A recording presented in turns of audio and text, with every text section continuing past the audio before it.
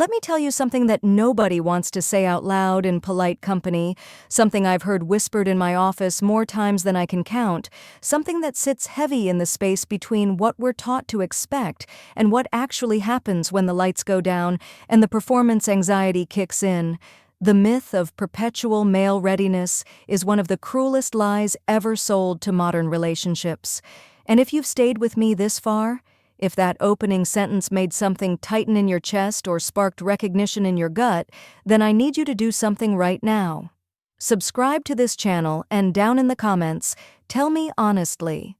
Have you ever been told you were too demanding, too much, or too strong to deserve tenderness? Because what I'm about to share over the next several hours will dismantle everything you thought you knew about male sexuality, refractory periods, and what it actually means to build intimate connection that doesn't hinge on mechanical performance. I'm Dr. Valeria Montes, and I've spent 2 decades in clinical practice listening to women who've internalized someone else's inadequacy as their own failure. Women who've dimmed their light because a partner couldn't maintain his. Women who've learned to apologize for wanting more, for expecting reciprocity, for believing that desire should be mutual and sustained. Today, we're going to talk about something that sounds purely physical, but is actually deeply psychological, relational, and yes, absolutely within your right to understand, the male refractory period and why some men can't seem to get hard again after that first round, while others seem perpetually ready. But here's where it gets interesting from a clinical standpoint. We're not just going to talk about blood flow and biology, though I'll give you that science. We're going to talk about what it means when you're the woman left waiting, wondering if you're still desirable, questioning whether your needs matter, or worse, performing gratitude for mediocrity because you've been taught that male pleasure is fragile and female desire is somehow optional. The autonomic nervous system doesn't care about your feelings. After ejaculation, the male body enters what we call a refractory period, a physiological state during which achieving another erection becomes temporarily difficult or impossible. For some men, this lasts minutes. For others, hours or even days. The sympathetic nervous system, which governs the fight-or-flight response, takes over after orgasm, essentially putting the brakes on any immediate sexual arousal. Blood flow redirects, prolactin levels spike, dopamine drops, and the body signals, mission accomplished, stand down. Now, before you think I'm making excuses for disappointing encounters, stay with me. Because the refractory period, while real, is also profoundly variable. Age plays a role certainly. A 22-year-old might be ready again in 10 minutes, while a 55-year-old might need substantially longer. But age isn't destiny, and this is where it gets fascinating. Cardiovascular health, stress levels, attachment security, relationship satisfaction, mental focus, and even the quality of the emotional connection in that moment all influence how quickly the body can reset. I had a patient once, I'll call her Monica, 51 years old, remarried after a painful divorce. She came to me not because she had a problem, but because she thought she did. Her new husband, she explained, seemed perpetually exhausted after sex. One round, then he'd roll over, fall asleep, and she'd lie there feeling like a ticking checklist item. She asked me, with genuine confusion in her eyes, whether she was being unreasonable to want more. Not more sex necessarily, but more presence, more connection, more sense that her pleasure mattered beyond his finish line. What struck me wasn't the question itself, but the apologetic tone in which she asked it. This woman, accomplished, articulate, with a successful career and grown children, had been conditioned to believe that wanting reciprocal intimacy was somehow demanding, that expecting a partner to stay emotionally and physically present beyond his own orgasm was asking too much. Here's what I told her, and what I want you to hear clearly. Your desire is not too much. Your expectation of mutuality is not unreasonable, and if a man consistently treats your pleasure as optional or secondary, that's not a refractory period issue, that's a values issue. But let's dig deeper into the science because understanding the mechanism gives you power. The refractory period is controlled primarily by the interplay between dopamine and prolactin. During arousal and sex, dopamine floods the brain's reward pathways, creating that sense of anticipation, pleasure, and drive. At orgasm, prolactin surges dramatically, and this hormone actively suppresses dopamine. Prolactin essentially says to the male brain, "You're done? Rest now? Recover." This isn't optional biology, it's hardwired for evolutionary reasons related to energy conservation and reproductive strategy. However, and this is critical, the duration and intensity of this refractory period can be modified. Lifestyle factors like cardiovascular fitness, which improves blood flow and vascular health, can shorten recovery time. Mental factors like arousal continuity, meaning whether the psychological excitement remains high, can override some of the prolactin effect. And relational factors, specifically how emotionally safe and connected a man feels with his partner, can actually influence neurochemical patterns.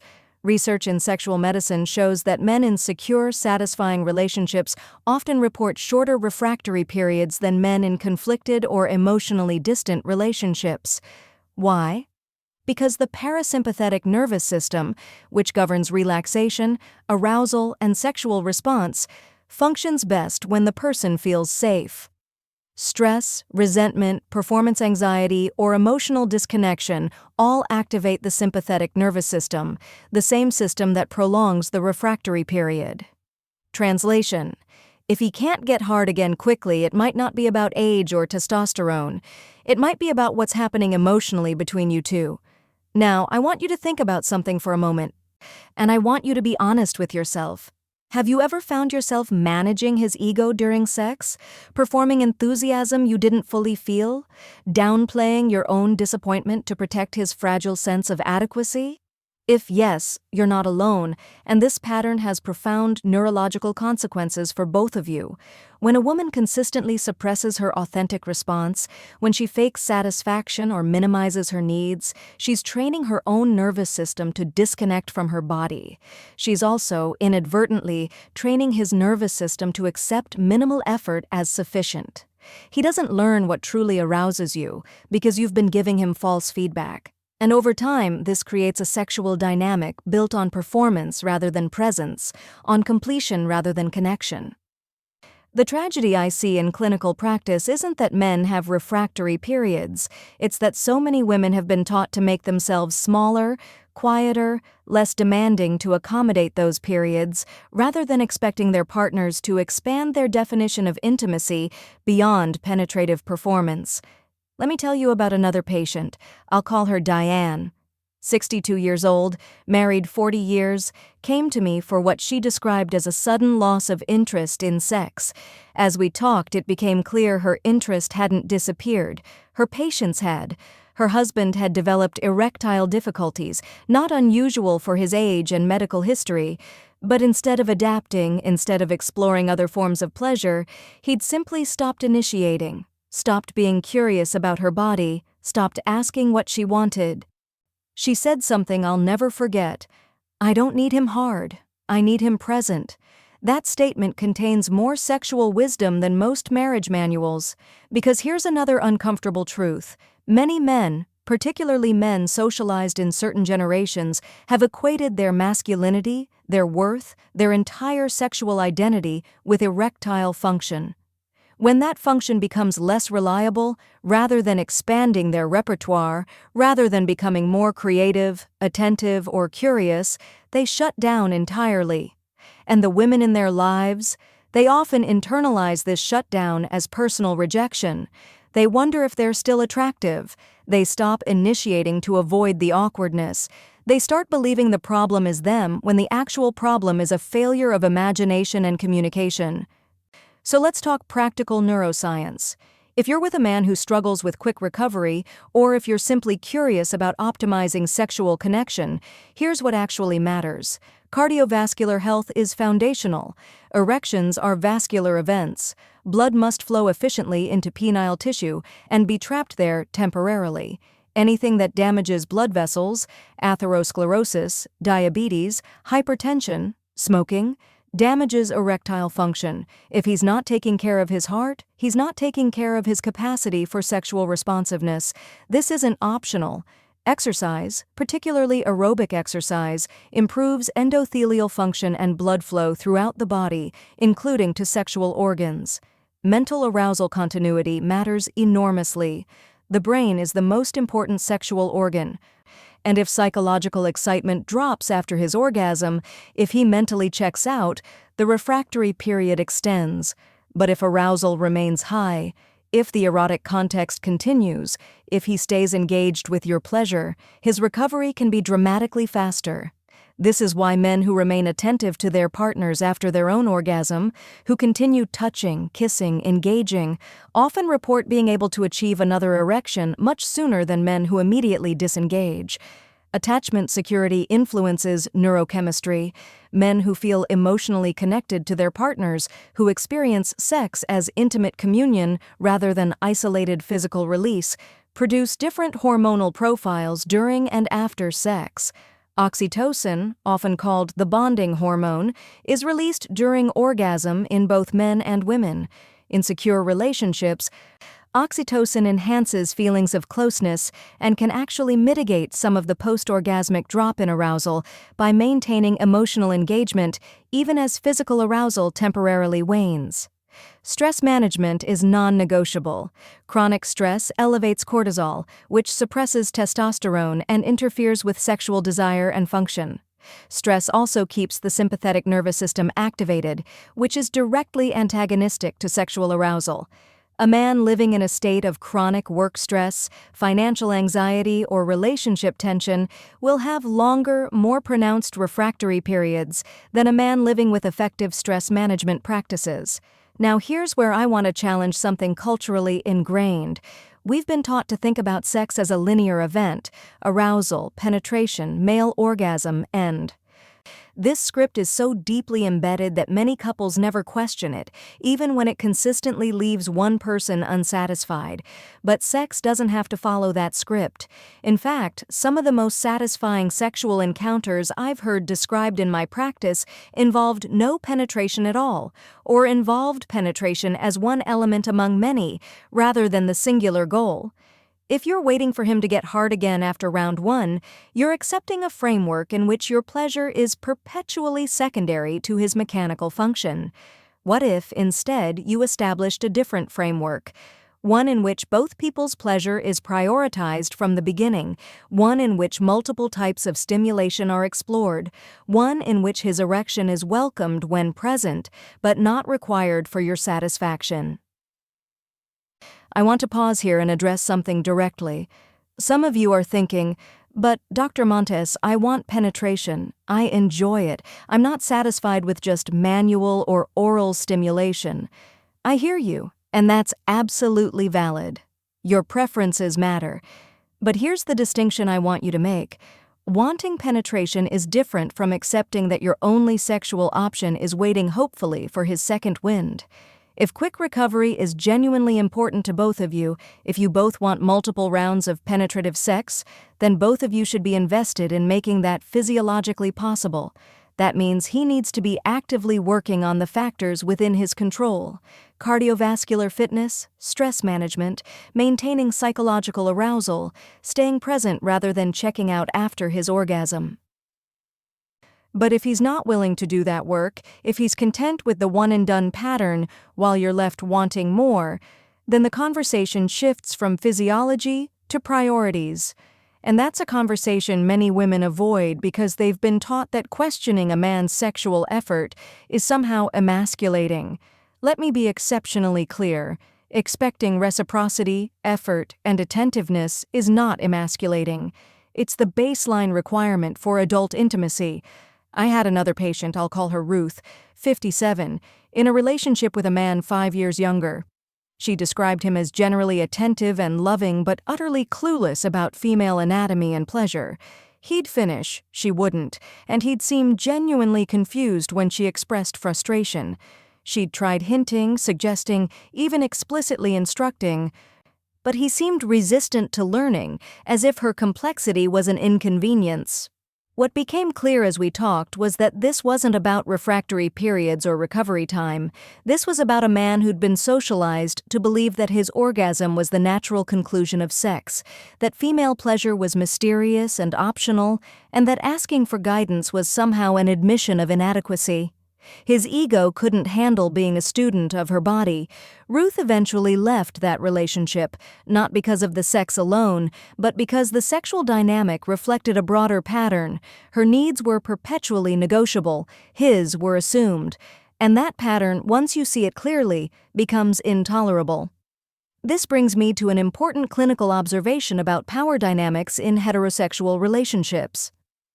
Sexual satisfaction isn't just about technique or physiology. It's about who gets to define what constitutes successful sex. In many relationships, that definition is implicitly male-centered. Sex is over when he comes. This framework positions female orgasm as a nice bonus if it happens to occur along the way, but not as a fundamental expectation. When women internalize this framework, they begin to experience their own desire as burdensome. They start apologizing for taking too long to orgasm. They fake it to speed things along. They prioritize his comfort over their pleasure. And over time, this erodes not just sexual satisfaction, but self-respect. Neuroscience tells us something fascinating about repeated patterns. The brain creates and strengthens neural pathways based on consistent experience. If sex consistently follows the same unsatisfying script, your brain begins to associate intimacy with disappointment. Your arousal system dampens, your desire decreases, not because you're broken, but because your nervous system is intelligently protecting you from repeated letdown. This is why some women in long-term relationships report losing interest in sex entirely. Their bodies aren't malfunctioning. Their bodies are responding rationally to a pattern that doesn't serve them. And here's the part that breaks my heart. They often blame themselves. They think they're frigid or damaged or too old, when in reality they're simply exhausted from performing enthusiasm for mediocrity.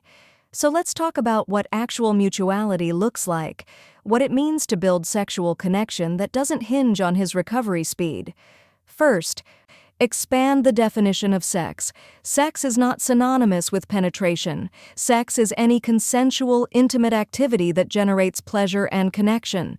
This can include extended foreplay, mutual masturbation, oral sex, manual stimulation, sensory exploration, whatever brings satisfaction to both people.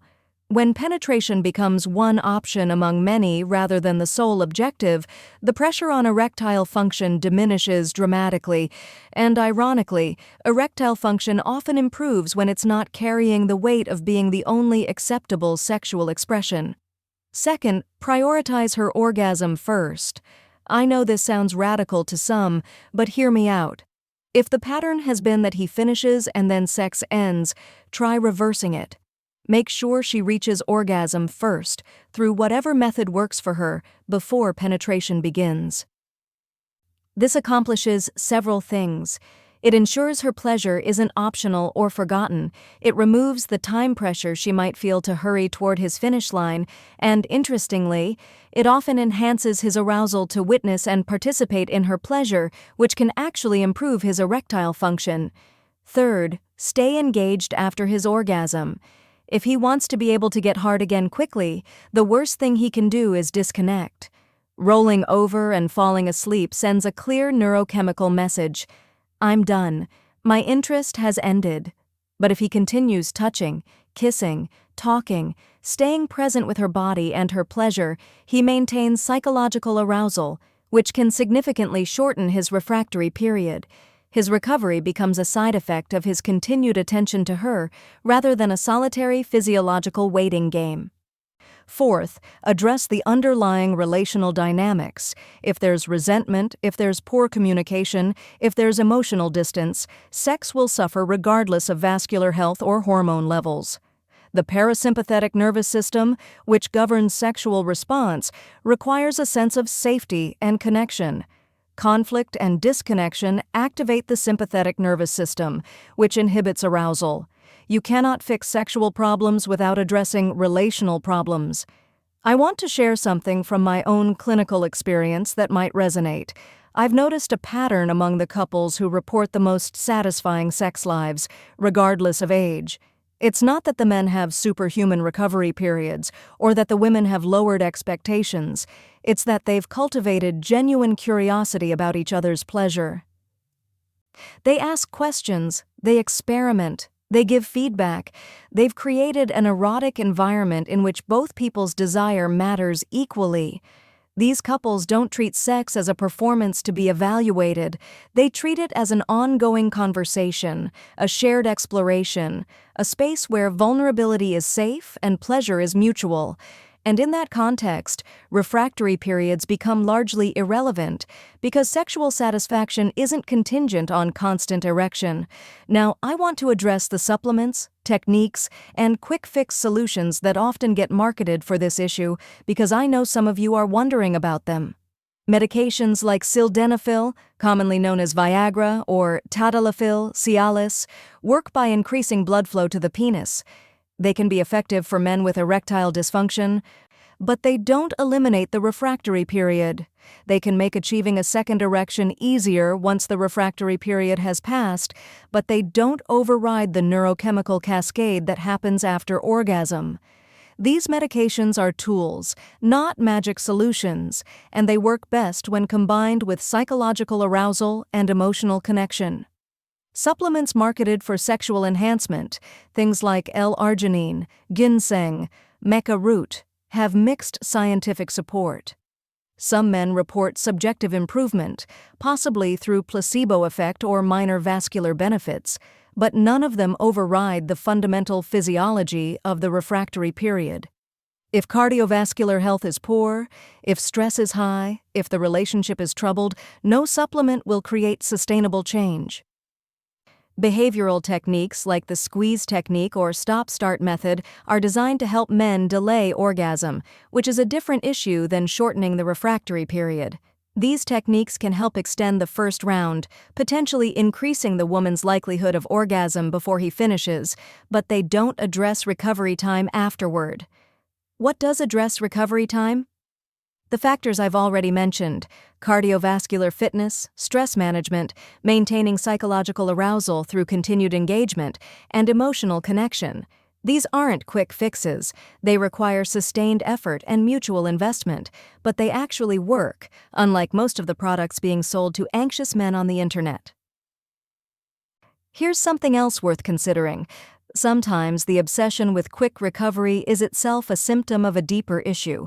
If a man is intensely focused on being able to perform again immediately, it might indicate performance anxiety, a sense that his worth is tied to his erectile function, or an inability to conceive of sexual intimacy in any other terms. And that psychological pressure can actually worsen erectile function by activating the stress response. I've seen this pattern clinically. The harder he tries to force an erection, the more elusive it becomes. The more he monitors his body with anxiety, the less his body cooperates. Sexual arousal requires a certain surrender, a willingness to be present with sensation rather than evaluating performance. Anxiety is the enemy of arousal.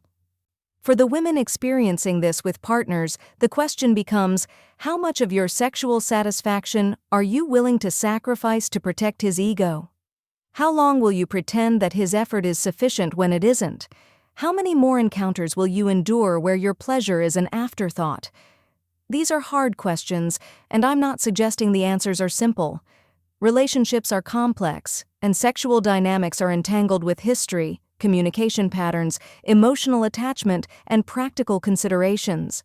But I am suggesting that you deserve to ask these questions honestly, to expect reciprocity, and to refuse to apologize for wanting what every person deserves, to feel desired, attended to, and satisfied. Let me tell you about one more patient. I'll call her Patricia, 63 years old. Widowed and then remarried, she came to me initially for other reasons but eventually shared that sex with her new husband was shockingly good, better than it had been in her first marriage. She said, almost sheepishly, "I didn't know it could be like this." As we explored what made the difference, it became clear her new husband was curious. He asked what she liked. He paid attention to her responses. He didn't treat her orgasm as optional. He stayed present and engaged whether or not he was erect. He'd learned, through a previous relationship and some honest self-reflection, that his value as a lover had nothing to do with how quickly he could recover and everything to do with how attentive he chose to be. Patricia said something that struck me. He makes me feel like my pleasure delights him. Not like it's a chore he has to complete before he can relax. That difference, that subtle shift in attitude, changes everything. It transforms sex from a transaction into true intimacy. Now, I want to talk about something that rarely gets addressed in conversations about sex and aging, the fact that desire itself can be responsive rather than spontaneous. Particularly for women, particularly as we age, desire often doesn't arrive unbidden. It responds to context, to feeling desired, to anticipation, to being touched in ways that feel good. If your sexual dynamic has become routine or disappointing, your desire may have dampened, not because your libido is broken, but because your brain has learned that sex equals frustration. Rekindling desire in that context requires changing the pattern, creating new experiences that your nervous system can respond to positively. This might mean having explicit conversations about what you want and need. This might mean refusing to participate in sexual encounters that leave you unsatisfied. This might mean being willing to risk his discomfort by stating clearly that the current dynamic doesn't work for you. I know these conversations feel vulnerable and difficult. But here's what I've observed: women who advocate clearly for their sexual needs, who refuse to settle for unsatisfying patterns, either inspire their partners to rise to the occasion or discover that their partners are unwilling to make the effort. And that information, while painful, is valuable. It clarifies whether you're with someone who values your pleasure or someone who merely tolerates it. The neural pathways of arousal are influenced by expectation. If you've learned to expect disappointment, your body will protect itself by dampening arousal. If you've learned to expect pleasure, your body will respond with anticipation. This is neuroplasticity at work. The brain adapts based on consistent experience. Changing ingrained sexual patterns requires intentionality from both people. It requires communication that might feel awkward initially. It requires a willingness to be vulnerable about what isn't working. And it requires both people to prioritize the relationship over individual ego. For men who genuinely want to improve their recovery time and sexual responsiveness, the prescription is straightforward. Take cardiovascular health seriously. Manage stress effectively. Maintain psychological arousal through continued engagement with your partner's pleasure, and address any underlying emotional disconnection in the relationship. These factors are within your control. For women who've been tolerating unsatisfying sexual dynamics, the prescription is different, but equally important. Stop performing enthusiasm you don't feel. Stop prioritizing his ego over your satisfaction. Start communicating clearly about what you want and need, and be willing to walk away from patterns or relationships that consistently diminish you. I realize that last point sounds harsh, but I've seen too many women sacrifice their sexual vitality, their self-respect, and their joy to accommodate partners who aren't willing to grow or change. Life is too short, and your pleasure is too important to spend decades in intimate resignation. Sexual satisfaction in long-term relationships doesn't happen automatically. It requires cultivation, attention, and mutual respect. The couples who maintain vibrant sexual connection over decades are the ones who keep talking, keep experimenting, keep prioritizing each other's pleasure, and keep choosing curiosity over complacency. The refractory period is real. Male physiology after orgasm involves a temporary inability to achieve another erection, but that physiological reality doesn't have to dictate the quality or mutuality of your sexual life. It only becomes a problem when it's used as an excuse for checked-out, one-sided, or unsatisfying sexual dynamics. If he can't get hard again quickly, that's information. If he's unwilling to stay engaged with your pleasure during that recovery time, that's different information. The first is physiology. The second is character. Your job isn't to fix his body or manage his ego. Your job is to know your worth, communicate your needs, and expect reciprocity. His job is to be a generous, attentive, curious lover who understands that sexual satisfaction doesn't begin and end with his erection. As I bring this extended conversation toward a close, I want you to sit with a question that might feel uncomfortable. What would change in your intimate life if you truly believed that your pleasure mattered as much as his?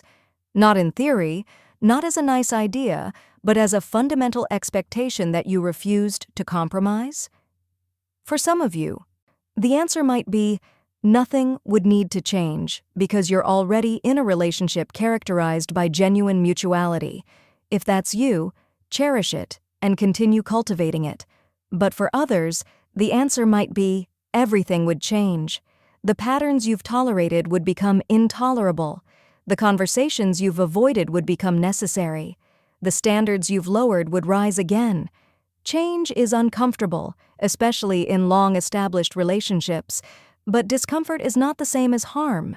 In fact, sometimes discomfort is the growing pain that precedes transformation. I've walked with countless women through the process of reclaiming their sexual agency and self-respect. It's not a quick process. It involves recognizing patterns you've participated in, grieving the years you've lost to performing rather than experiencing pleasure, finding your voice to say what you want, and holding boundaries when partners resist change. But the women who do this work, who refuse to keep settling, report something profound. They feel more alive, they reclaim parts of themselves they'd forgotten, and they discover that their desire wasn't broken, it was just sleeping, waiting for conditions worth waking up for. The male refractory period is a biological fact, but how couples navigate that fact, whether they use it as an excuse for mediocrity or as an invitation to expand their erotic imagination, is a choice. And you have more power in that choice than you've been taught to believe. Your pleasure is not negotiable. Your desire is not too much. Your expectation of attentiveness and reciprocity is not unreasonable. And any man who suggests otherwise is revealing his limitations, not yours. So here's what I want you to do this week. I want you to notice the patterns in your intimate life. Notice whether your pleasure is prioritized or optional. Notice whether your partner stays engaged after his orgasm or checks out. Notice whether you're performing satisfaction or experiencing it. Just notice, without judgment, with curiosity. And then, if what you notice doesn't align with what you deserve, have the conversation. Not an accusation, not a complaint, but a clear statement. This is what I need. This is what I want. This is what satisfying intimacy looks like for me. And then pay attention to how he responds. Does he get defensive? Does he dismiss your needs as unreasonable? Does he make it about his fragility? Or does he listen, ask questions, and commit to change? His response will tell you everything you need to know about whether this relationship can evolve into something mutually satisfying or whether you're being asked to keep making yourself smaller to accommodate his limitations. You deserve a partner who delights in your pleasure, who stays curious about your body, who understands that intimacy is about presence and connection rather than mechanical performance. You deserve to feel desired beyond the moments when he's hard. You deserve sexual encounters that leave you satisfied, not performing gratitude for inadequacy. And if you've never experienced that kind of intimacy, if you're not even sure what I'm describing because it's so far from your lived reality, then I want you to know, it exists. It's possible, and you're not too old, too much, or too anything to deserve it. The journey toward sexual empowerment at this stage of life isn't about becoming someone different. It's about remembering who you were before you learned to make yourself convenient, before you dimmed your desire to protect someone else's ego, before you accepted less than you deserved. So subscribe to this channel if you want more conversations that tell the truth about relationships, aging, and self-respect. Comment below and tell me, have you ever been made to feel that your sexual needs were too demanding? Because I want you to know you're not alone, and your needs are not too much. Share this with another woman who needs permission to expect more, who needs validation that her dissatisfaction is rational, who needs to hear that it's never too late to reclaim her pleasure and her power. The refractory period might be biology, but how you navigate it is a choice that reveals values, priorities, and the respect you're willing to accept in intimate relationship. Choose wisely, choose yourself, and never apologize for wanting what every person deserves: to be seen, desired, and satisfied by a partner who considers your pleasure as essential as his own. Thank you for staying with me through this long conversation. I know some of what I've said might have been uncomfortable or challenging, but comfort isn't my goal. Clarity is. And you deserve clarity about what you're accepting and what you could be experiencing instead. Remember, the maturity we gain with age is supposed to include the wisdom to stop justifying the unjustifiable. Use that wisdom, honor your desire, expect reciprocity, and build intimate connections worthy of the vibrant, complex, deserving woman you are. Until next time, take care of yourself. You're worth it.